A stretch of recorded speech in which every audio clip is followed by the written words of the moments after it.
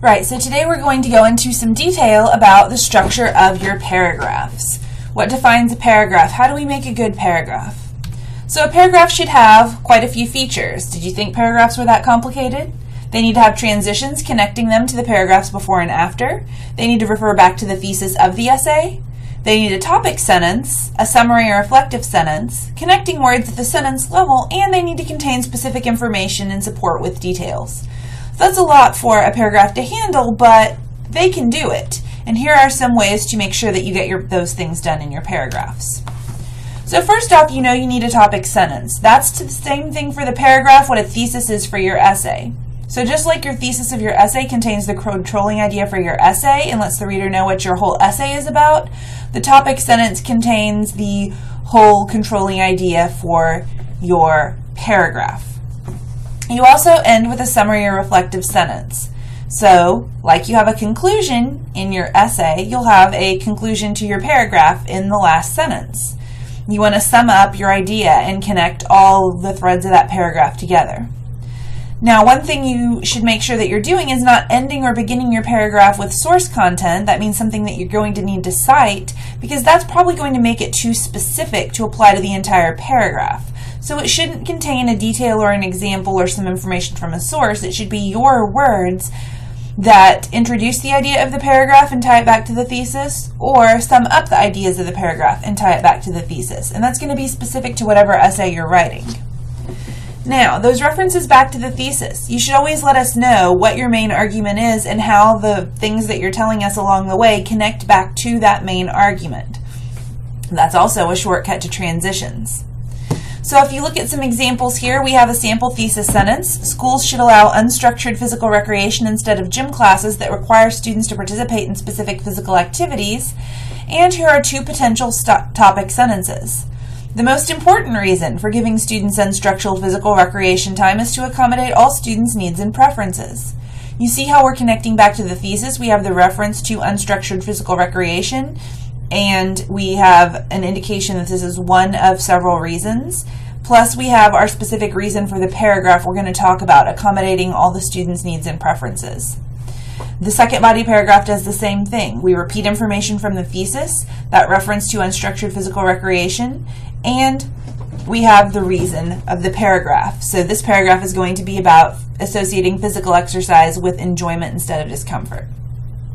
Here's an example of a couple of concluding sentences that relate back to the thesis.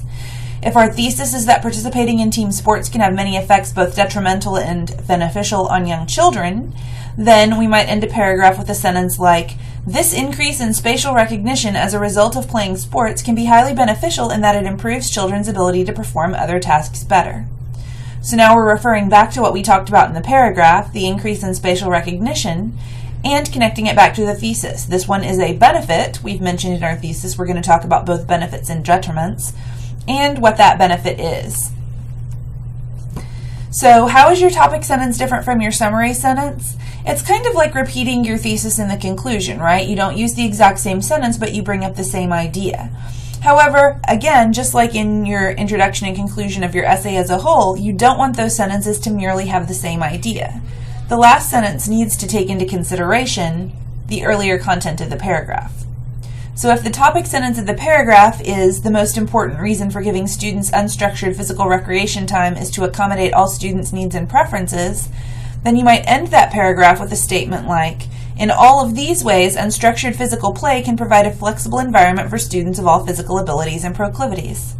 You're referring back to the content of your paragraph and relating it to your thesis, and you're doing so in a way that takes into consideration the information that you just gave. Instead of introducing it, you are reflecting on it. Now, notice that we've got connections back to our thesis in all these sentences. You worry about how to transition from one paragraph to the other?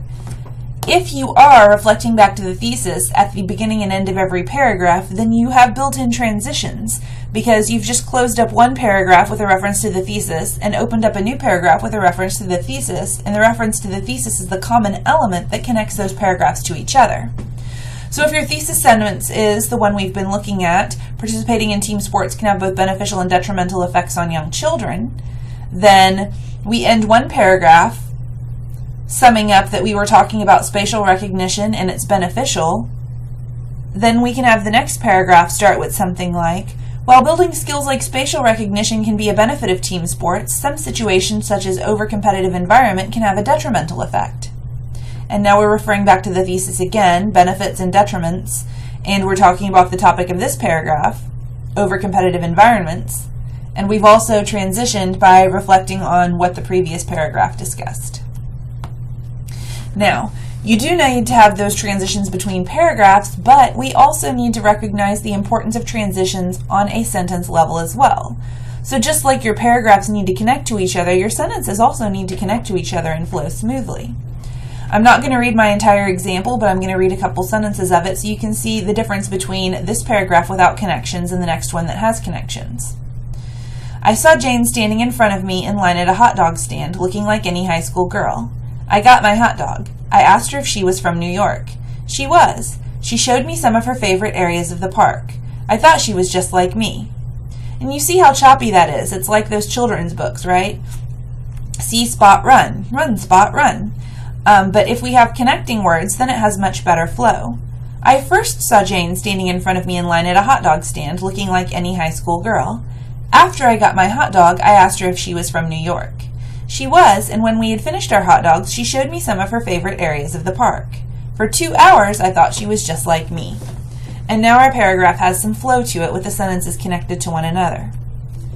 Now, there are a lot of different kinds of transition words you can use. What we just read was a narrative, so it used chronological connecting words. You can use agreement words, cause and effect words, concluding words. There's a lot of different kinds of transitions, and you can look for lists if you're having any trouble thinking of them. Don't start every sentence with the same transition. So, the next thing. Be careful about falling into that trap. Here's a link to a page that has a lot of transitions on them, but of course you can Google and find your own list of different transition words. And there's some examples on this slide, but that is absolutely not, that's just a drop in the bucket of the kinds of transitioning words that you can use. Now, you need to connect those sentences together, but what should they contain? You need to make sure that they do contain specific information, support, and detail for your ideas.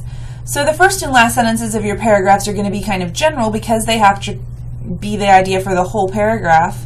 The specific middle of that paragraph is going to contain all those beautiful details that you need to share to make your argument or elaborate on whatever you're trying to explain.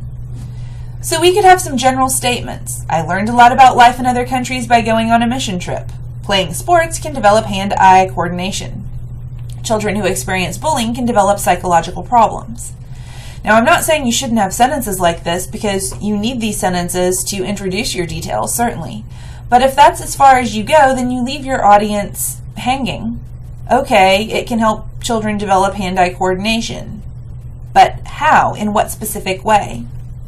So here are a few examples. I'm not going to read all of them. Let me read, let's say, the third example. But these are examples of a general sentence and a sentence with support and detail that will follow up on them, right? So here's my third example that I'm going to go over a little more closely. Children who experience bullying can develop psychological problems. To support that, I can introduce what specific problems they are. Studies have shown that children who experience bullying experience higher levels of stress and anxiety and lower self-esteem for many years after the bullying has ended, extending into adulthood. In the citation for my source. Now, I may need to give more than that. What are the effects of that stress and anxiety? How does that manifest? How does that affect their life? How many years? What did the study do? What did they look at? What kinds of bullying? All those things could be details that I could include in this. And obviously, this is not a paragraph with these two sentences, so you'd need to have more. Now, the last thing I want you to do is go over and check your own paragraphs. Are you starting with the topic sentence that forecasts the contents? Are you ending with a summary sentence summing up the contents? Do those sentences relate back to the topic of the paragraph, to the topic of the essay? Are you always tying back to your thesis, tying those threads together? Are you connecting the paragraphs with each other? And of course, if you're connecting them all back to the thesis, then they should be connected to each other. Do you have connecting words at the sentence level? And lastly, do you contain at least one specific detail for each general statement? So if you say children in this situation have a more positive life, how is their life more positive, for example? So we need to always know details, and that's what the meat of the paragraph contain. Otherwise, you're eating a sandwich with just the bread, right? Which maybe you don't want a sandwich without it, but you certainly don't want a sandwich that's just bread either. So make sure that you go through all of your body paragraphs and use this checklist to kind of help you determine whether they are meeting these paragraph criteria.